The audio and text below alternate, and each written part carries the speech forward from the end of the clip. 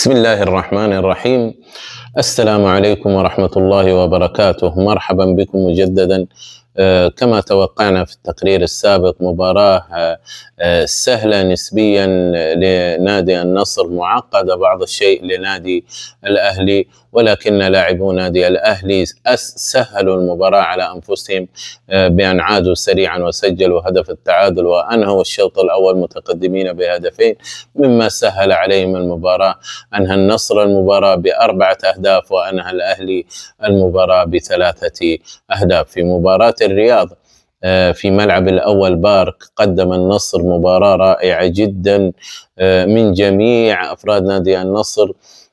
مباراة لعبها النصر بعقل، احترم الوصل بشكل كبير في بداية المباراة، ويبدو أن بيولي أوعز للاعبيه بألا يستعجلوا في نقل الكرات للوصول لمرمى الوصل، وهذا ما أعطاهم أريحية تامة في اللعب. سيطروا على المباراة بشكل كبير جدا، وكانوا هم الأخطر وهم الأفضل. أتاحوا في بعض أوقات المباراة الفرصة للاعبي الوصل أن يتناقلوا الكرات فيما بينهم دون السماح لهم بالاقتراب من مرمى نادي النصر. عامة قدم أفراد النصر مباراة رائعة جدا. سجل الغائب العائد بقوة علي الحسن الهدف الأول من كرة صاروخية أرسلها سكنت مرمى الوصل، ثم أنهى تقريبا المباراة كريستيانو رونالدو بالهدف الثاني من ضربة الجزاء، والذي استسلم من خلاله الوصل لسطوة النصر، فتفنن لاعبو النصر في إدارة المباراة بشكل كبير جدا.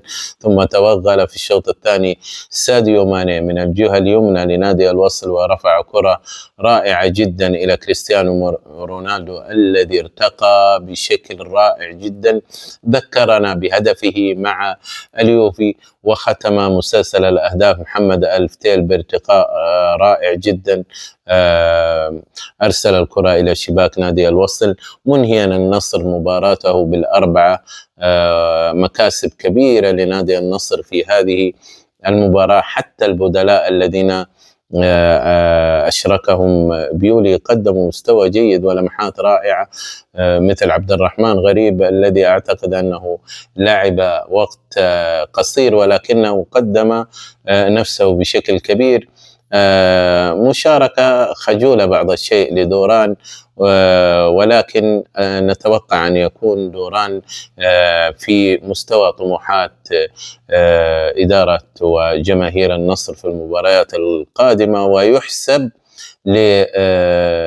لبيولي عدم إخراجه كي يأخذ على طبيعة المنافسة وعلى طريقة لعب النصر، وأن يكون هناك تواصل أكثر بينه وبين زملائه. عامة المباراة كانت بالفعل من طرف واحد، قدم خلالها النصر مباراة رائعة، تواجه ب4 الأهداف. في مباراة السد والأهلي كان الأمر مختلف بعض الشيء، وقد قلنا في التقرير السابق بأن المباراة لن تكون سهلة، عطفا على مستويات السد وقوة السد ونوعية اللاعبين الذين يمتلكون السد. سجل السد فعلا هدف في أول دقيقة في المباراة، ولكن يحسب للأهلي تماسكه الذي أعاده إلى المباراة من خلال هدف فيرمينيو الجميل.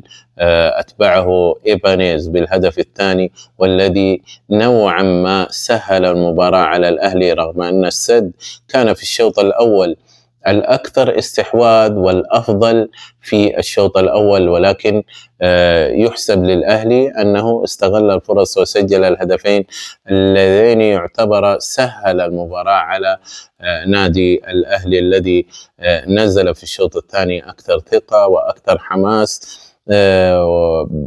ويبدو أيضا أن لياقة لاعبي نادي السد خانتهم، فقد وقع لاعبو السد فعلا انهاروا لياقيا، مما جعل الأهلي يسيطر على المباراة، وكان من الممكن أن ينهي المباراة بأكثر من 3 أهداف. عامة اتضح من هذه المباريتين ومن المباريات السابقة أن بصراحة الكواليتي تبع الفرق السعودية، كواليتي الفرق السعودية أعلى بكثير من فرق غرب آسيا.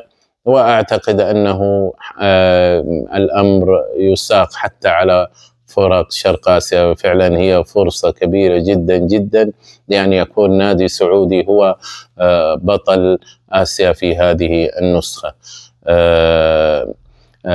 آخرا أتمنى أن يكمل الهلال مسلسل الانتصارات غدا، ليكون الترتيب كما هو، 3 فرق سعودية في مقدمة مجموعة غرب آسيا. أتمنى أن أراكم في تقرير آخر، أتمنى أن تشتركوا في القناة وتفعلوا الجرس ليأتيكم كل جديد من قناتنا. دمتم بود، والسلام عليكم ورحمة الله وبركاته.